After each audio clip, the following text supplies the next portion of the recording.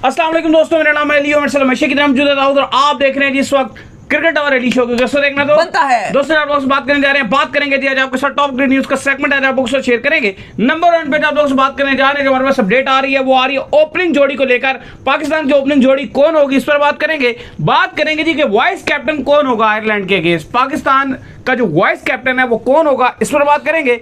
बात करेंगे एहसानुल्लाह मजीद 1 साल के लिए बाहर हो गए हैं क्योंकि उनको किया गया गलत तरीके से डील, जिसकी वजह से अब एक डॉक्टर की भी छुट्टी हो गई है। पीसीबी से कौन है वो आपको बताएंगे। और बात करेंगे जी T20 का जो गाना है वो रिलीज हो गया है, out of the world, out of the world, ये एंड में आपको सुनाएंगे, इस पर बात करेंगे।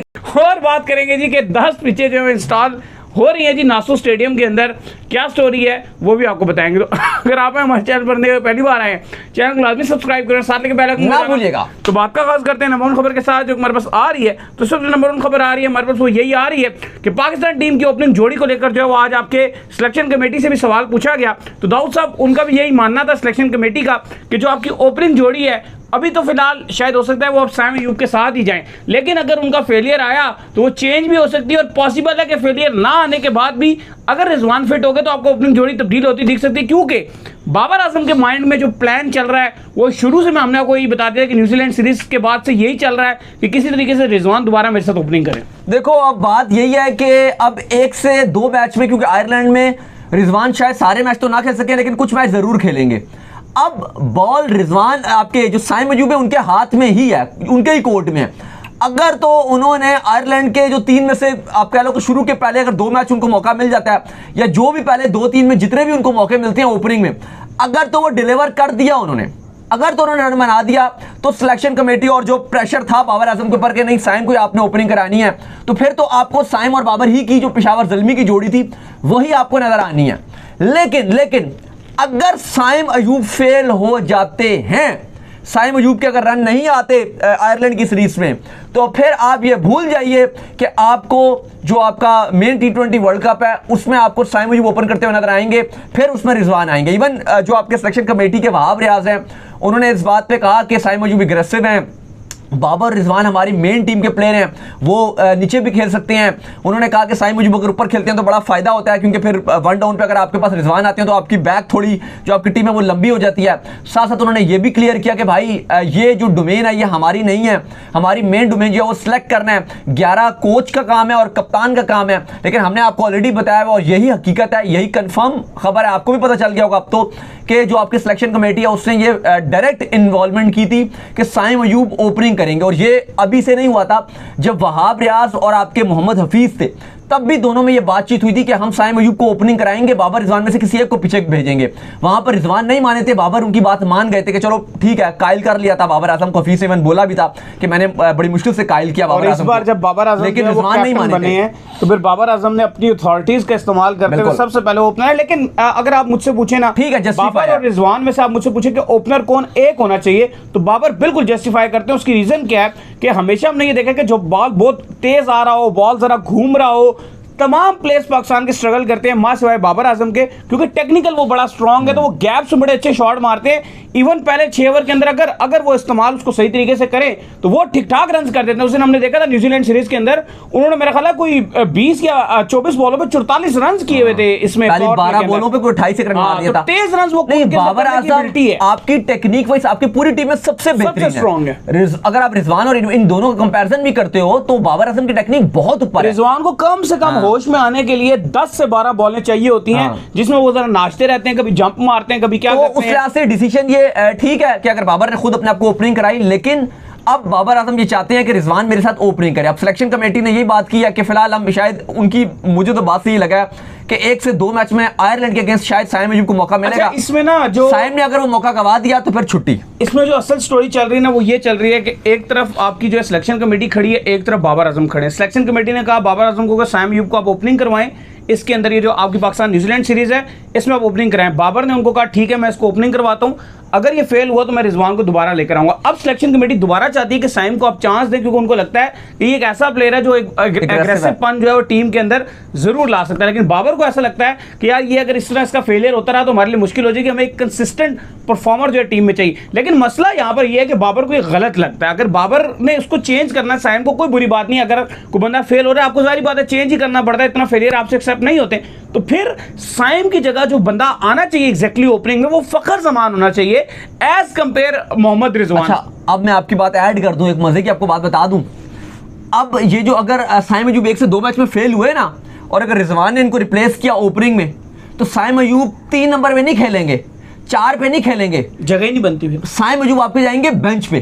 और जो टीम में जगह बनेगा ना, जो फिर सेकंड कॉम्बिनेशन बन रहा है वो ये होगा कि जो आगा सलमान है या आजम खान है, आगा की एंट्री मरवा देंगे, आगा की एंट्री होगी, आगा सलमान आपके 11 में आएंगे, वही आएंगे, बिल्कुल आगा सलमान आपके 11 में आएंगे और साइम अयूब आपके 11 में नहीं होंगे। ये नहीं है कि भाई ओपनिंग में समझ नहीं आ रही, जैसे रिजवान अब 3 में खेल रहे थे, चलो कोई नहीं 4 में मैनेज कर लो, ये साइम अयूब के साथ नहीं है कि भाई तू समझ नहीं आ रही तो 3 पे आ जा, 4 पे आ जा, 5 पे आ जा, 6 पे आ जा, ये नहीं है भाई। उनको बैठना पड़ेगा बेंच पे। बाबर रिजवान अगर ओपनिंग करेंगे तो फखर उस्मान अगर टॉप पे करेंगे, और इवन ये उस्मान खान के लिए भी आगे श्योरिटी नहीं है कि सारे मैच ही मिलेंगे। अगर रोला आता है, उस्मान खान भी 2-3 मैच में परफॉर्मेंस नहीं दिखाएंगे भाई, वो भी बेंच में बैठेंगे। फिर आपका ये हो सकता है कि फखर जमान स्पेशली वर्ल्ड कप के मैचेस में यहां फिर भी शायद कॉम्प्रोमाइज कर लें, लेकिन अगर उस्मान खान ने रन नहीं बनाए वो भी बेंच करेंगे। आपके फखर 3 पे आएंगे, आप आगा को अंदर डालोगे, अगर आजम खान फिट हो गए वो भी जगह बनाएंगे मिडिल ऑर्डर में, इफ्तिखार मिडिल ऑर्डर में खेलेंगे, फिर आगे शदाब भी आएंगे, इमाद भी आएंगे, आपका फिर मिडिल ऑर्डर होगा। ये नहीं हो, और अगर इरफान खान अजीज फिट हुए उनको भी किसी एक आध मैच में मौका मिलेगा। ये नहीं है कि उस्मान हो गए या आपके साइम अयूब हो गए, ये फेल हो गए तो उनके नंबर आगे पीछे ऊंचे नीचे कर दिए जाएंगे, नहीं ऐसा नहीं होगा, ये बेंच पे आ जाएंगे। मैं आपको बता दूं तो फिलहाल खैर साइम अयूब के पास पहले तलवार लटकी हुई है। एक उनको जरूर रह जाए कि अभी तक रिजवान की फिटनेस का कोई खास अपडेट नहीं है, यानी कि वो 1 मैच के लिए अवेलेबल होंगे, आयरलैंड की सीरीज के लिए 2 के लिए होंगे, या जबरदस्ती तीनों भी खेल लें। लेकिन अगर वो तीनों खेल लेती है तो ये फिर आपके साइम अयूब के लिए बिल्कुल अच्छी खबर नहीं। लेकिन सिलेक्शन कमेटी एटलीस्ट उनको 1 से 2 मैच और देना चाहेगी आयरलैंड सीरीज में। अगर साइम ने डिलीवर कर दिया तो ठीक, वरना टाटा बाय बाय। बिल्कुल। खैर इसके बाद जो हमारे पास अपडेट आ रही है वो आ रही है जी कि आपके डॉक्टर्स को लेकर कि जो आपको डील किया गया है ये आपके एहसानुल्लाह को, वो बड़े गलत तरीके से बेचारे को डील किया गया है। पाकिस्तान के पास वैसे ही फास्ट बॉलर्स उस तरह से नहीं मिल रहे हैं, तभी तो दोबारा आप देखें हारिस सरोवर हसन अली की तरफ जाया जाता है। ये एक बेचारा जो एक एक्सप्रेस पेस और लग रहा था कि यार ये आएगा पाकिस्तान टीम के लिए खेलेगा और बड़ी कमाल किस्म की बॉलिंग करेगा, लेकिन इस गरीब को ऐसा डील किया गया, इतनी गलत इसकी जो है सर्जरी करवाई गई और इतनी गलत इसका ऑपरेशन करवाया गया कि अब जब जो कमेटी एक बिठाई थी आपके चेयरमैन ने, उसने जो रिपोर्ट निकाली, उस रिपोर्ट के अंदर साफ साफ लिखा हुआ है कि जिस डॉक्टर से इनका ट्रीटमेंट करवाएगा और जिस डॉक्टर ने इनको सर्जरी को डील किया वो इस चीज के डॉक्टर ही नहीं थे, और ये टोटल गलत वे में जो इस चीज को डील किया गया, जिसकी वजह से अब ये मजीद 1 साल के लिए बाहर हो गए। और इसकी जो आप कह लें पेनल्टी पड़ी है वो पड़ी है जी आपके ये जो डॉक्टर सुहेल सलीम है, इनको भी आउट कर दिया। ये पीसीबी के चीफ है, जो डॉक्टर्स का कमीशन है उसकी ये हेड है, और उनके ऊपर इतना प्रेशर बन गया था क्योंकि मोहसिन नकवी ने ऑलरेडी बोला था कि अगर जो भी जिम्मेदारी उसके खिलाफ कार्रवाई होगी तो उनके ऊपर इतना एडिड प्रेशर बन गया था कि इनके ऊपर अब एक प्रेशर था कि आप रिजाइन दो, और फाइनली उनको रिजाइन देना पड़ा, और देना बनता भी है क्योंकि अगर आप इतनी नाअहली करेंगे और इतनी गफलत बरतेंगे तो प्रीमियम प्लेयर के साथ करेंगे और इसमें कॉम्प्रोमाइज नहीं। और वो हेड भी थे, सारा पूरा मामला उन्हीं के पास सारी रिपोर्ट्स आती हैं, तो उसकी वजह से उनके ऊपर प्रेशर बन गया और सुहेल सलीम जो हेड हैं उनको अपना इस्तीफा आज देना पड़ा, और अब वो रिजाइन हो गया। अब न्यू जो है वो हेड लगाए जाएंगे। लेकिन बहरहाल एहसान अल्लाह को नुकसान हो गया। बर्मिंघम में फिलहाल वो मौजूद हैं, अपना इलाज करवा रहे हैं, और अब आप देख लो 1 साल के तो कम से कम छुट्टी, और अगर फास्ट बॉलर इतना टाइम बाहर रहेगा तो फिर आप उसका फ्यूचर देख लो कि क्या होगा। सही बात है। खैर इसके बाद जो अपडेट आ रही है हमारे पास वो आ रही है जी वाइस कप्तान को लेकर कि कौन होगा जी वाइस कप्तान जो आपका आयरलैंड का टूर है, क्योंकि वाइस कप्तान में क्लैरिटी नहीं आ रही। अभी हम बैठ के दोनों यही बात कर रहे थे कि बीच में हमने 1 दिन की छुट्टी की थी कुछ दिन पहले, मैं तो जरूरी काम से गया था, ये वैसे ही बाहर गए हुए थे, इनका कोई खास जरूरी काम नहीं था, लेकिन इन्होंने फिर भी जरूरी काम ये था, ये मेरे साथ मरी गए थे और मैं ऐसी फजूल में गया था, यही है, दोनों गए थे हम।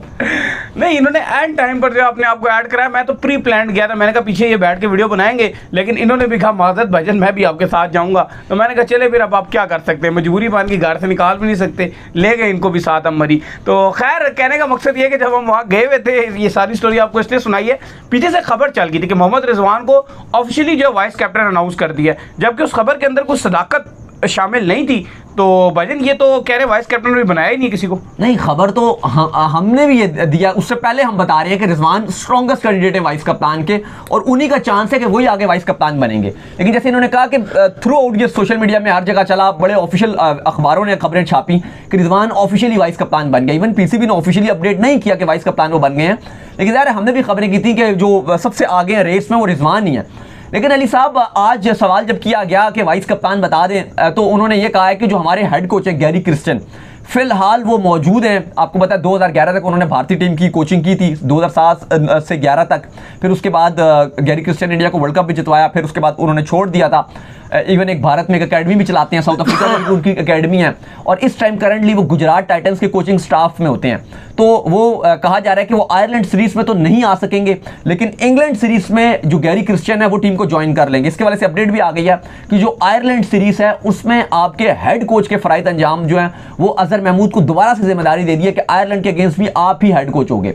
लेकिन जो दूसरी बड़ी खबर है, ये कहा गया है कि जो गैरी क्रिस्टियन है जब वो आएंगे तो उनकी इनपुट से वाइस कप्तान हम अनाउंस करेंगे। अब सवाल यहां पर ये कि गैरी क्रिस्टियन तो पाकिस्तान के ड्रेसिंग रूम शेयर ही नहीं किया, क्या वो डायरेक्ट आएंगे एक दिन में, वो कैसे बता देंगे कि अच्छा ये लड़कियां, शक्लें देखेंगे और कहेंगे अच्छा अच्छा ये लड़कियां, ये लो जिसको मैं वाइस कप्तान अनाउंस कर रहा हूं। तो ठीक है, आप उनसे इनपुट जरूर ले सकते हो, लेकिन कुछ टाइम के बाद दे सकते हो। अभी वो आते साथ कैसे अपनी इनपुट देंगे? सिलेक्शन कमेटी बैठी, अगर इनके ऊपर जिम्मेदारी तो यही अनाउंस कर दें। और लग भी रहा है कि जिस तरह से टीम के साथ ये ट्रैवल भी करते हैं, वहाब या सीनियर मैनेजर बने हुए हैं, यूसुफ भी टीम के साथ होते हैं, बैटिंग कोच बने हैं, तो ठीक है आप लोग ये अनाउंस कर दें। बहरहाल यूसुफ ने बात की है कि अभी हम कुछ टाइम के बाद हम कोर्स जो है ये इसका अनाउंस करेंगे।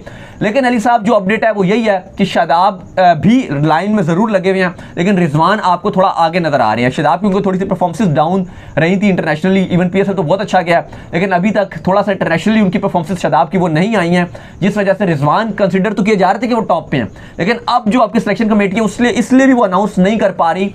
उनका मानना यह भी है कि रिजवान तो अनफिट है, तो जब अनफिट है तो फिर हम उनको कैसे वाइस कप्तान अनाउंस करते हो, तो खेलेंगे ही नहीं।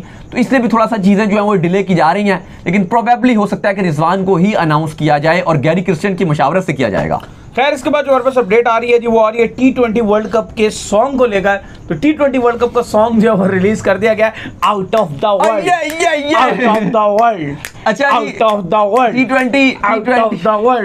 T20 वर्ल्ड कप का गाना अनाउंस कर दिया गया है और बड़ा अच्छा मजेदार अनाउंस किया है। अब गाना तो कुछ समझ नहीं आ रहा, सुना दिया वेस्ट इंडीज में सुना, लेकिन जो है वो ये करके सुनाया है मैंने, लेकिन म्यूजिक बड़ा अच्छा और एग्रेसिव सा उन्होंने बड़ा डाला है, वेस्ट इंडीज स्टाइल में डाला है। क्रिस गेल भी इसके अंदर मौजूद है और वो क्रिस गेल बहुत एंजॉय कर रहे हैं, वो लंबे लंबे उनके इस तरह से बाल और वो ऐसे करके जो है वो एंजॉय कर रहे हैं, वो ऐसे ऐसे करके जो डांस कर रहे हैं किस तरह। खैर अली साहब एक और जो मजेदार बात है गाने की जो आपने बात की है, पीसीबी इस बार अपना टेंडर डाला है पीसीबी ने, और पीसीबी भी अपना वर्ल्ड कप 2024 का गाना अलग बना रहे हैं। हाँ, वो अलग बना रहे हैं और टेंडर भी उन्होंने डाला कि हम गाना जो है वो के लिए उन्होंने इश्तेहार भी दिया हुआ था, बिड भी कराई थी। तो बड़ा यूनिक चीज है, क्योंकि ऐसे होता नहीं है कि ठीक है हमेशा पिछले वर्ल्ड कप से भी गाने बनते रहे हैं, लेकिन वो कोई आप कह लो कि ऐसे ऑफिशियली बोर्ड ने नहीं बनाया।